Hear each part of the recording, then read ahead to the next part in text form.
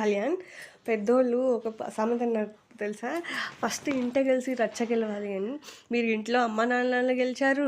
మీ కలను నెరవేర్చుకున్నారు. ఇటు ప్రజల్లో 2 తెలుగు రాష్ట్రాల ప్రజల హృదయాలను గెలుచుకున్నారు. మీరు మీరు అసలు మీకున్న క్రేజ్ మామూలుది కాదండి. ఈవెన్ మీరు జెన్యూన్‌గా ఉన్నారు. మీ ఆట సూపర్. మీ మాట సూపర్. మీ ఆట తీరు సూపర్.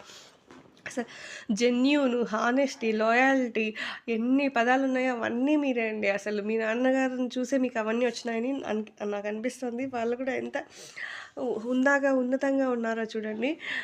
మనిషికి ఏదున్నా లేకున్నా హానెస్టీ, లాయల్టీ అనేటివి చాలా ముఖ్యం. అవే ఆభరణాలు, అవే ఆయుధాలు కూడా మనకు.